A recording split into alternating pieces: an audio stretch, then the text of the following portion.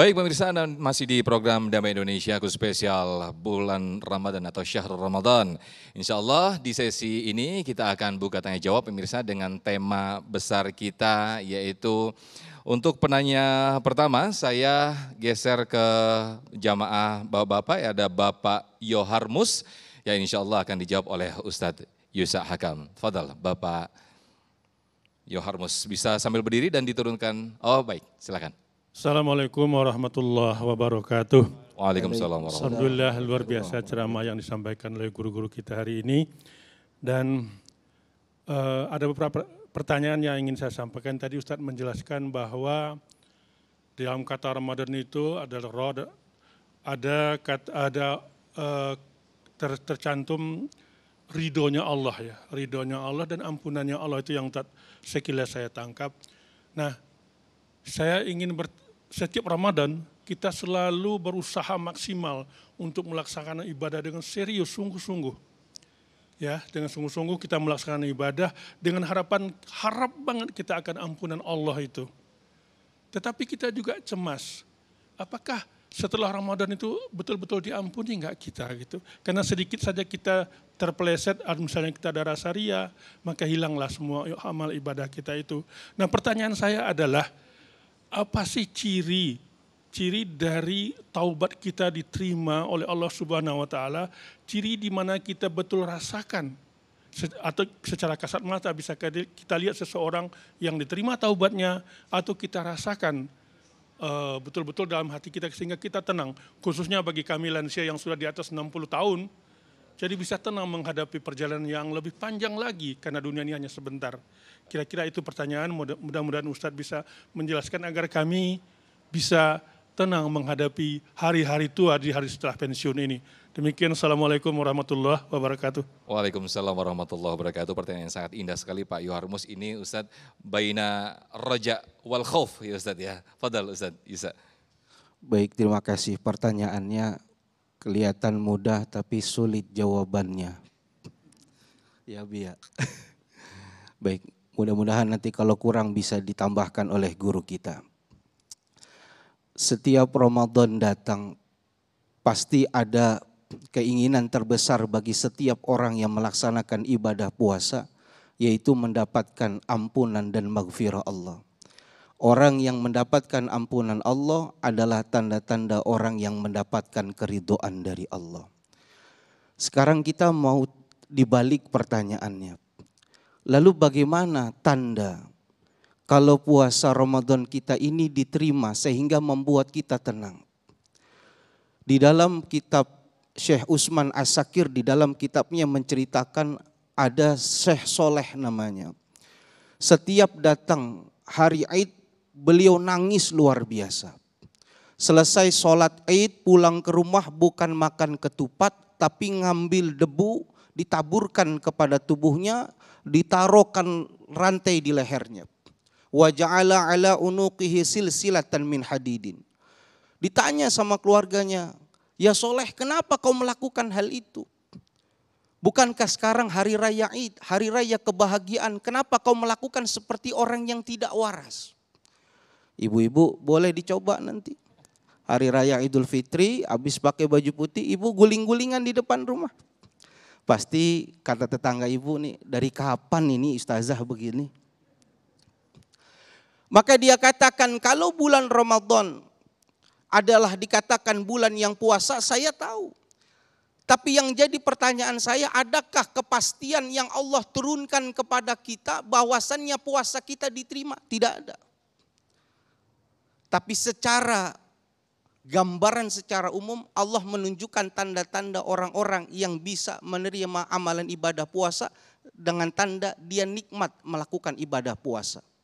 Maka dia naikkan level ibadah puasanya. Jangan, kata Imam Ghazali, tingkatan puasa itu 3. Ada puasanya orang umum. Orang yang puasanya hanya sebatas menahan perutnya saja dan menahan kemaluannya saja. Ini tingkatan puasa yang umum. Ini kalau kita nggak naik kelas, masih sama anak-anak kelas 5 ibtidaiyah yang baru belajar puasa. Di situ kita belum bisa menikmatkan kualitas ibadah. Naik lagi puasanya orang khusus. menjaga telinga kita, pendengaran kita, hidung kita, dan selain sebagainya, tingkatan kita lebih tinggi. Kalau khawasil khawas, tingkatan yang paling khusus, kita hanya ingat di saat puasa Ramadan itu adalah dengan hanya mengingat Allah. Jadi kalau kita mau lihat kita termasuk orang yang diridhoi atau tidak, kita masih golongan orang-orang yang mendapatkan ampunan atau tidak, nanti salah satu tandanya lihat ketika beduk maghrib mana yang lebih kita ingat, mau buka pakai atau apa, atau pengen ibadah sebanyak apa. Wallahu a'lam bishawab. Masya Allah, luar biasa sekali apa yang disampaikan oleh Ustadz Yusya Hakam. Insya Allah menjadi motivasi bagi diri kita semuanya, ya Bapak Yoharmus termasuk juga jamaah yang hadir di sini. Saya selanjutnya ke jamaah ibu-ibu, ada Ibu Sumi yang sudah siap dengan pertanyaannya. Ibu Sumi silakan bisa sambil berdiri dan diturunkan maskernya. Insya Allah nanti Ustadz Abi Maki akan menjawabnya. Silakan Ibu Sumi. Assalamualaikum warahmatullahi wabarakatuh. Ya, nama saya Ibu Sumi dari RA Al-Ikhlas. Alhamdulillah, jazakallahu khairan katsiran Ustadz atas pemaparan materi yang sungguh luar biasa memaknai kata Ramadan tadi ya. Salah satunya adalah ada magfirah. Nah Ustadz, saya ingin bertanya, apakah orang yang telah selesai puasa Ramadan itu semuanya bisa digambarkan atau bisa digambarkan seperti bayi yang baru dilahirkan? Atau adakah orang yang puasanya ditolak oleh Allah Subhanahu wa taala? Itu saja Ustadz, mohon penjelasannya. Assalamualaikum warahmatullahi wabarakatuh. Waalaikumsalam, terima kasih Ibu Sumi. Tafadhal Ustadz Abi Maki. Ustadz Yusya, ya. Bismillahirrahmanirrahim. Kata-kata yang indah memang orang yang selesai melaksanakan ibadah saum Ramadan, bahkan kata-kata indah. Di dalam Ramadan itu memang digambarkannya adalah maghfiratul dzunub, tapi seperti yang disampaikan tadi oleh Ustadz Yusya. Iya, maghfiratul dzunub. Kenapa? Ini khasnya Ramadan. Khasnya Ramadan. Kalau Palembang khasnya itu apa? Pempek. Iya seperti itu. Kalau Makassar khasnya contohnya gitu ya. Semua misalnya ketika Bandung punya khas, Tasikmalaya punya khas. Iya, semuanya ada khas yang ada. Ramadan banyak khasnya, di antaranya ada ampunan dosa. Kata-kata man shoma ramadhana imanan wa ihtisaban ghufira lahu ma taqaddama min dzanbi. Siapa yang melaksanakan shaum Ramadan dengan keimanannya dan keikhlasannya, Allah ampuni dosanya. Mungkin ibu bapak mengatakan, Nabi Maki saya nggak bisa saum, mungkin karena saya sudah udzur, orang tua saya sudah sepuh. Tenang, man qama ramadhana imanan wa ihtisaban ghufira lahu ma taqaddama min dzanbi. Siapa yang melaksanakan sholat tarawih di bulan Ramadan, syarat imanan wa ihtisaban, Allah ampuni dosanya.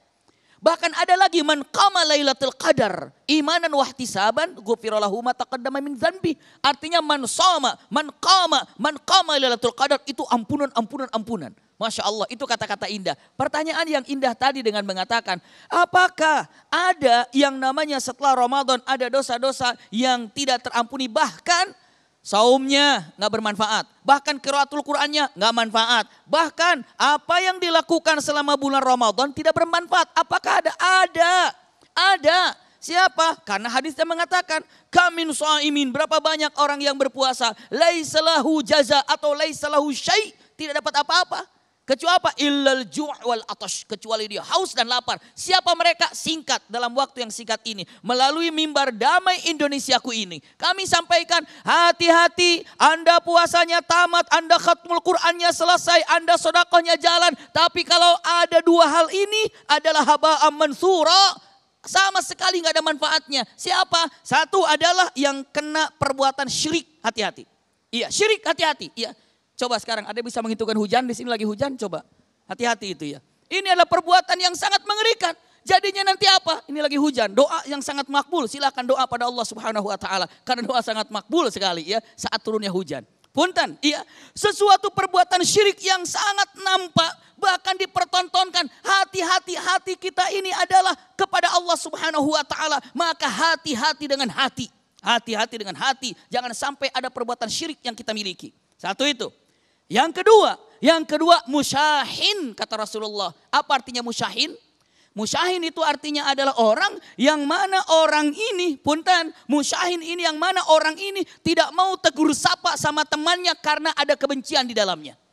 Tidak mau tegur-teguran, tidak mau untuk saling, istilahnya apa ya, untuk saling memaafkan, hati-hati. Orang Ramadan akan berlalu sia-sia. Siapa mereka? Mereka yang mana tidak mau tegur sapa. Alasannya tidak mau minta maaf atau tidak memaafkan kesalahan orang. Hati-hati, tidak akan pernah diterima ibadah saumnya. Itu dia. Jadi mengatakan apakah ada yang ibadah saum sama sekali tidak berpengaruh bahkan dosanya tidak terampuni? Ada. Siapa mereka? Satu tadi, yang kedua adalah musyahin. Hati-hati, pegang baik-baik musyahin. Bahkan nih hadis Rasulullah SAW. Ada dua yang ingin tegaskannya. Siapa, saya terjemahkan langsung ya, dengan man hajar akhahu fauqa thalath, siapa yang berhijrah ataupun meninggalkan saudaranya sampai 3 hari tidak mau tegur sapa, lalu akhirnya punten dia mati tidak sempat minta maaf, tidak sempat memaafkan dengan mengatakan huwa finnar, dia di neraka. Astagfirullah. Lalu nanti apabila 1 tahun gak tegur sapa, dibiarkan cuek-cuekan, ingat kelak di akhirat dia telah membawa dosa pembunuh, na'udzubillah. Kenapa? Orang meninggalkan 1 tahun seakan-akan safaka dima'ah, seakan-akan dia telah membunuhnya. Maka hati-hati, bulan Ramadan yang indah ini, untuk negeri kita ini, jaga persatuannya, jaga ukhuwahnya, cinta iman Islamnya diperkuat. Kenapa? Dengan saum ini adalah yang namanya ibadah mempersatukan daripada negeri kita ini, khususnya muslimin muslimat dimanapun berada. Wallahu a'lam bishawab. Masya Allah, mungkin bisa ditambahkan Ustadz Yusa apa yang disampaikan oleh Ustadz Abi Maki tadi, sesuatu yang mungkin sangat berat sekali kita lakukan yang ada di antara kita, salah satunya itu tegur sapa. Mungkin ada di hati kita yang mungkin kurang ikhlas, ini mungkin tanda-tanda apa ketika kita sulit sekali untuk tidak tegur sapa sehingga Ramadan itu tidak kita dapatkan pahala dan segala sesuatunya Ustadz, ibadah dari Ramadan itu Ustadz. Tadi apa yang disampaikan guru kita sudah luar biasa. Tapi saya izin guru untuk menambahkan sedikit. Betul, Ustaz. Dalam satu riwayat yang lain dikatakan ketika hari raya Idul Fitri, Allah Subhanahu wa taala bertanya kepada malaikatnya, "Wahai malaikatku, pahala terbesar apakah yang pantas diberikan kepada mereka orang-orang yang berhasil dengan puasa Ramadannya?" Maka malaikat mengatakan, "Ya Allah, Kau yang lebih paham pahala apa yang pantas buat mereka." Sehingga Allah mengatakan, fa inni ushidukum ya malaikah, persaksikan oleh kalian para malaikatku, akan aku terima seluruh amal ibadahnya dan aku balas dengan yang besar. Illa arba'atan, ada 4 golongan yang nanti puasa Ramadan selesai tapi dia tidak bisa mengecap nikmatnya ibadah Ramadan. 1 dan 2 sudah jelas guru kita menjelaskan. Pertama, orang yang syirik kepada Allah Subhanahu wa taala. Yang kedua, musyahin, orang yang memutuskan tidak mau berbicara kepada saudaranya 3 hari. Yang keempat, mudminu khamrin, orang yang suka minum khamr. Dia puasa Ramadan tapi malam harinya masih megang botol, negek botol. Enggak menghormati bulan Ramadan, lewat Ramadannya amal ibadahnya masih diragukan di hadapan Allah. Yang keempat, wa'akun liwalidai, adalah orang yang durhaka kepada kedua orang tuanya. Jangankan cuma puasa Ramadan, ibadah lainnya kalau dia durhaka maka tidak ada manfaat ibadahnya. Lalu kenapa orang itu bisa menjadi orang musyahin? Kata Imam Ghazali, penyakit yang besar itu penyakit hasud, adaul udallu, penyakit hati, itu iri dan lain sebagainya. Karena dirinya menganggap besar sehingga dia tidak mau berbicara kepada saudara sesama muslimnya. Insya Allah nanti kita sambung kembali. Masya Allah, satu kelengkapan yang sangat luar biasa sekali apa yang disampaikan oleh Ustadz Yusa tadi. Kita masih ada 1, 2, 3 segmen lagi untuk sesi tanya jawab ini. Tetaplah di Damai Indonesiaku spesial bulan Ramadan.